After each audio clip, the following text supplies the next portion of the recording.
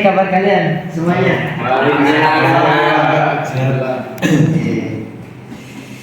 Dengar-dengar tadi kalian tuh habis ya untuk isi waktu luang kalian sebelum berangkat. Benar kan? Iya. Benar kan? Alhamdulillah. Religius banget ya kalian ya.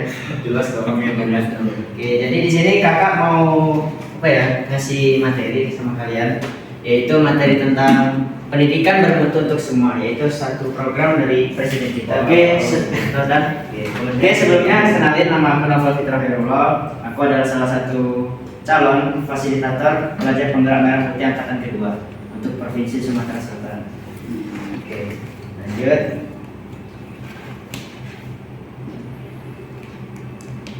Pendidikan bermutu adalah hak warga negara dan kunci pembangunan bangsa.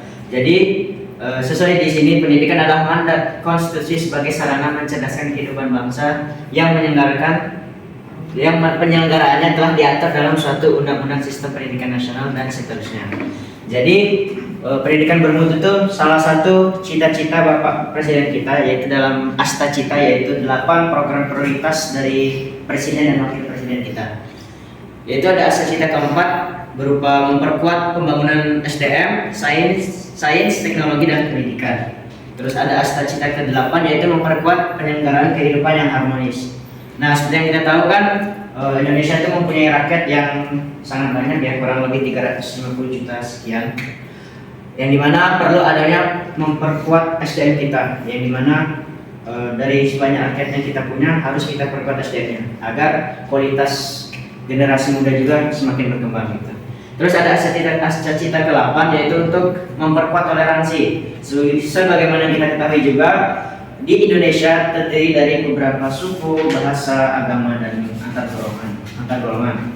Yang dimana perlu adanya penguatan toleransi yang kuat agar tidak terjadinya konflik yang secara berlebihan. Paham nih semuanya nih? Siap. Nah, ini ada beberapa program prioritas dari Kementerian Pendidikan Dasar dan Menengah. Yang pertama yaitu penguatan pendidikan karakter dan kesehatan di sekolah. Jadi kayak program MBG, ya kalian tahu ya MBG ya? Ya, MBG, terus ada UKS, terus ada konseling dari guru BK, itu ada salah satu penguatan pendidikan karakter dan kesehatan di sekolah. Terus ada peningkatan kompetensi guru. Sebagaimana yang kita ketahui kan, guru sering tuh kayak suruh kita buat konten sama guru ya. Nah, itu adalah salah satu peningkatan kompetensi guru. Jadi nggak hanya kalian doang gitu yang disuruh belajar gitu. Jadi guru juga masih disuruh belajar gitu, biar yang diajarnya itu lebih maju lagi gitu. Terus ada wajib belajar 13 tahun. Nah, jadi di Indonesia itu ada program wajib 13 tahun belajar. SD MI sederajat, SMP MTA sederajat, SMA, SMK, MA dan sederajat. Terus ada lagi penguatan pendidikan literasi, numerasi dan sains teknologi. Kayak penguatan matematika, sains, teknologi dan lain sebagainya dari usia ini. Terus ada lagi pemenuhan dan perbaikan sarana dan prasarana. Terus ada lagi juga pembangunan kebahasaan dan kesastraan. Jadi lumayan banyak gitu untuk program prioritas dari Kemendikbudristek itu sendiri.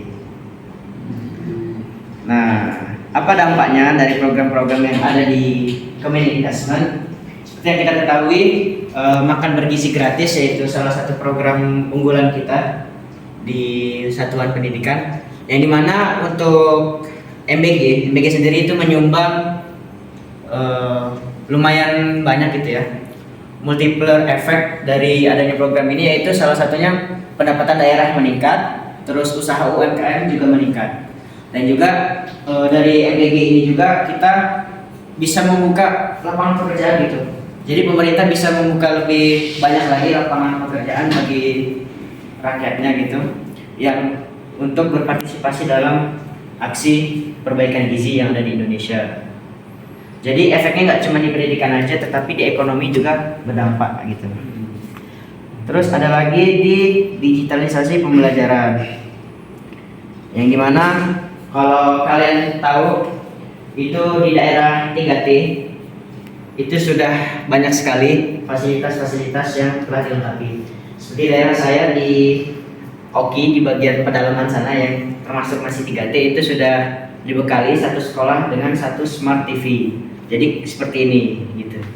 itu sudah alhamdulillah sudah merata, sudah dilakukan penyebaran untuk efisiensi dan pembiayaan untuk TV di setiap sekolahnya. Jadi di setiap sekolah di Indonesia itu diharapkan punya smart TV lah, karena teknologi kan semakin berkembang gitu. Kita tidak bisa cuma mengandalkan buku, mungkin handphone, laptop dan lain sebagainya untuk media belajar. Kita perlu ada smart TV agar kita mengikuti perkembangan zaman secara terus-menerus gitu. Lanjut. Nah, coba siapa di sini yang sudah sering melakukan 7 kebiasaan ini? Saya.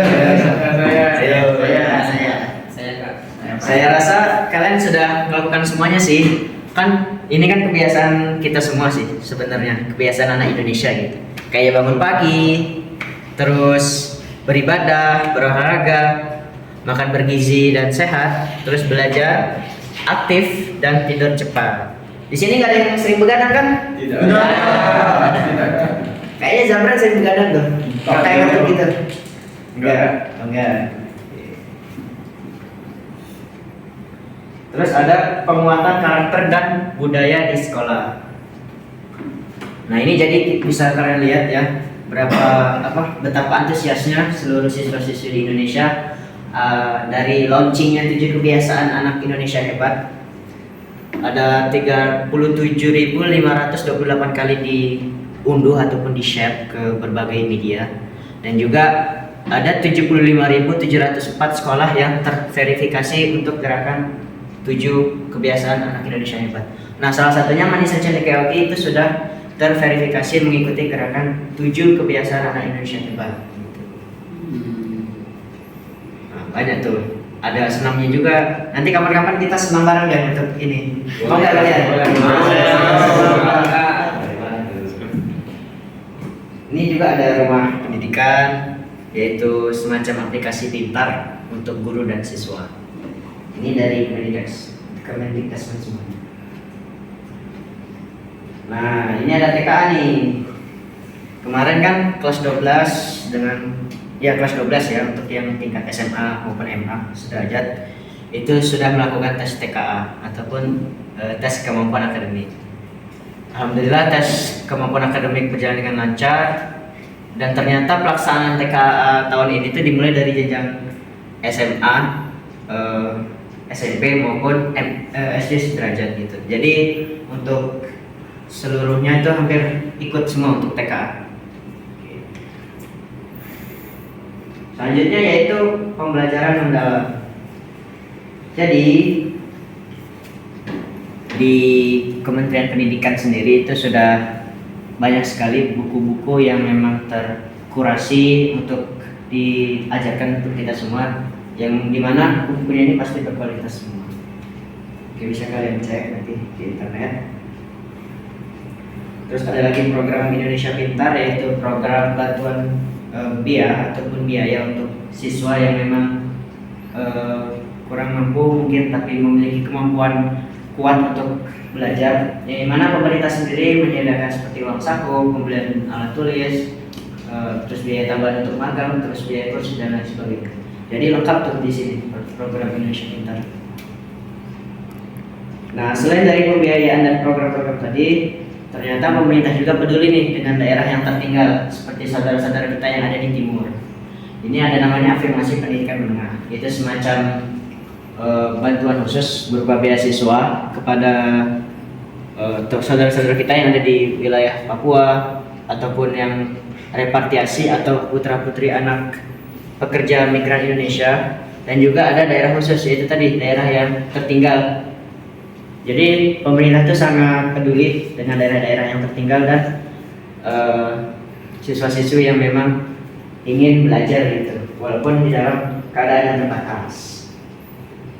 Nah, selain itu, ini untuk sekolah ya, untuk sarana dan prasarana sekolah itu sendiri itu sangat didukung oleh kementerian. Dibuktikan dengan dana BOSP 2025 yaitu sebesar 33,08 triliun yang direalisasikan dan dicatat secara transparan. Terus ada lagi 415.129 satuan pendidikan yang telah menerima serapan dana dari dana BOSP ini sendiri gitu.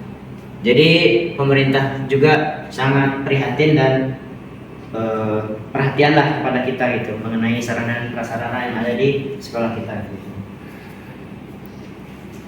Nah ini yang tadi ya, jadi yang belajar tuh sekarang bukan hanya siswa, guru pun masih belajar bagaimana menggunakan metode pembelajaran yang baik, yang dimana bisa untuk mengajar di seluruh tipe kita kan.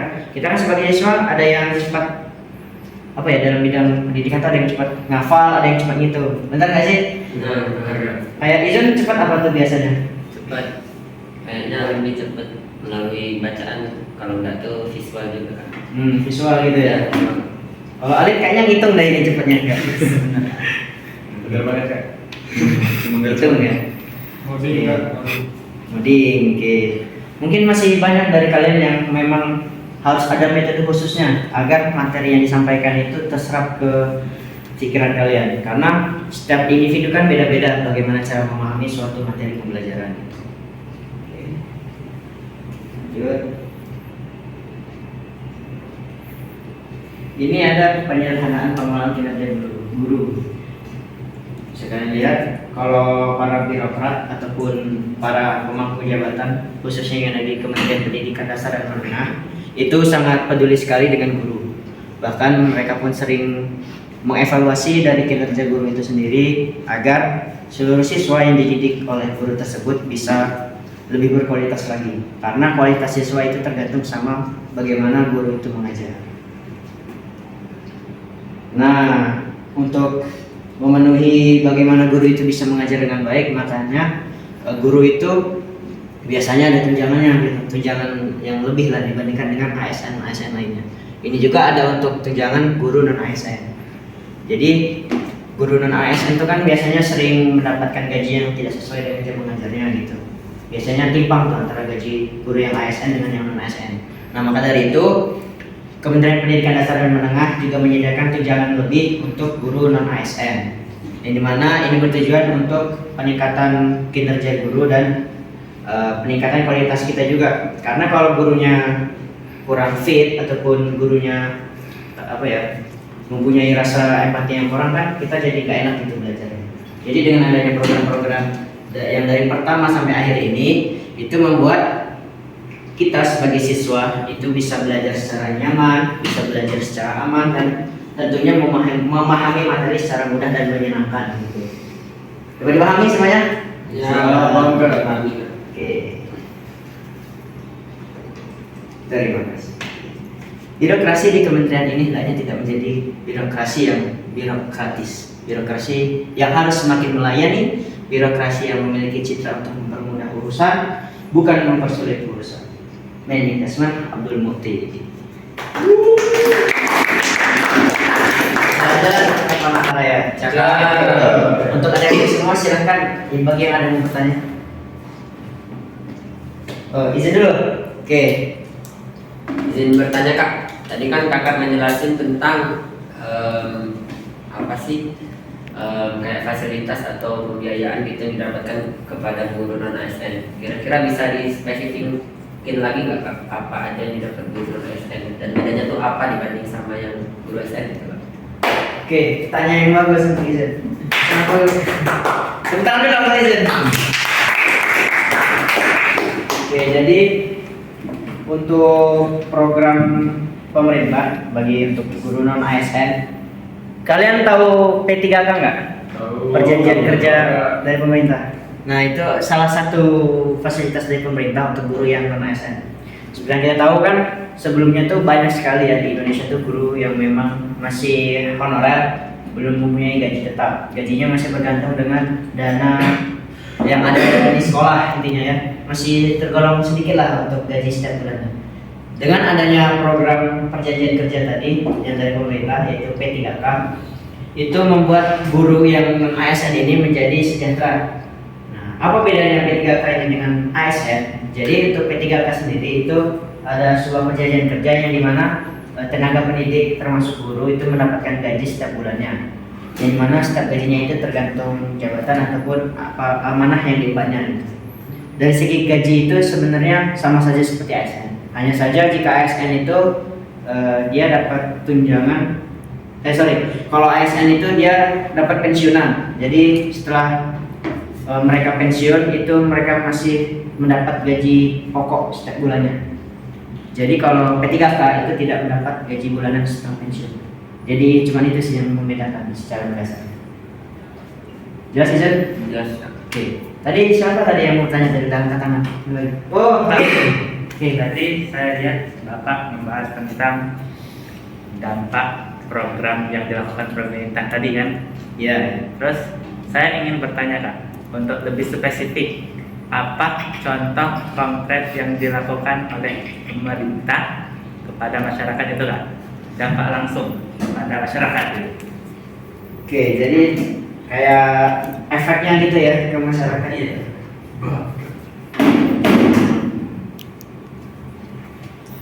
Nah, ini ya. Jadi kalau kalian tahu gitu ya, salah satu pembangunan secara fisiknya dari pendidikan di Indonesia sendiri itu ada makan bergizi gratis tadi. Nah, yang dimana makan bergizi gratis itu di bawah naungan Badan Gizi Nasional. Di mana Badan Gizi Nasional sendiri yaitu lembaga non kementerian yang ada di Indonesia, yang dimana tanggung jawabnya itu langsung kepada presiden. Jadi nggak ada sangkut pautnya dengan menteri manapun. Nah, dari adanya Badan Gizi Nasional tadi, kan seperti yang kita tahu lembaga-lembaga di negara itu kan pasti membutuhkan pegawai ya, yang otomatis bisa jadi ASN atau jadi P3K. Nah, ini adalah salah satu efek bagi masyarakat umumnya dari adanya kebijakan pendidikan itu sendiri. Contoh, kan di wilayah Sumatera Selatan tuh banyak tuh dapur-dapur MBG. Yang dimana dapur-dapur MBG itu kan pasti butuh tenaga gizi, terus tenaga akuntan dan tenaga yang untuk memasak ataupun mencuci ompreng lah ya kalau kita pakai makan itu. Terus dari adanya kebutuhan pegawai ini, jadi ada serapan untuk tenaga kerja gitu. Jadi masyarakat tuh bisa punya tenaga kerja yang lebih layak gitu.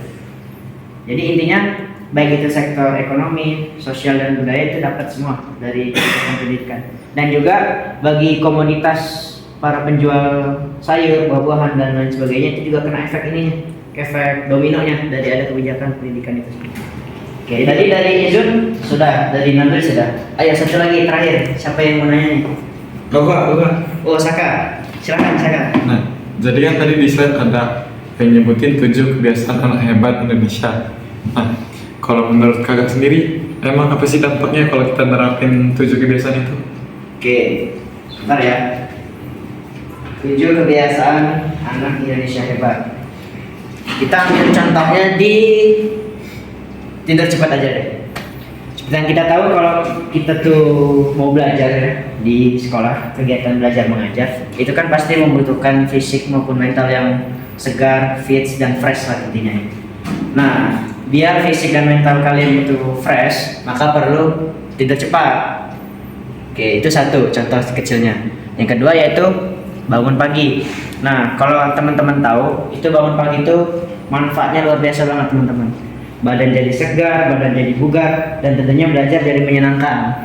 Nah, dari bangun pagi ini juga ada istilah namanya kalau bangun siang, jangan bangun siang, nanti rezekinya di total ayam ya. Nah, itu suatu filosofi yang menggambarkan bahwa serius, ini filosofinya dalam banget loh. Jadi filosofinya itu menggambarkan bahwa kalian tuh kalau bisa bangun sebelum matahari terbit. Apalagi kan kalau di Islam kan kita ada sholat subuh. Memang sholat subuh itu kan matahari belum datang aja kita udah sholat, udah beribadah kan. Jadi itu salah satu contoh kecilnya. Jelas kan? Ya, tepuk tangan kita semua. Oke, mungkin itu saja yang dapat saya sampaikan. Terima kasih atas perhatian kalian. Sangat luar biasa sekali ya di tengah kepadatan aktivitas kalian di Manisan Cendekiaoki, berbagai kegiatan riset, mungkin kemarin habis asesmen ya, asesmen sumatif akhir semester, dan juga kalian sedang menempuh ujian tahfiz kalian ya. Semoga apa yang kalian cita-citakan dan apa yang kalian impikan tercapai semuanya. Amin. Oke, untuk itu saya akhiri. Wassalamualaikum warahmatullahi wabarakatuh. Waalaikumsalam warahmatullahi wabarakatuh. Makasih Kak. Terima kasih Kak.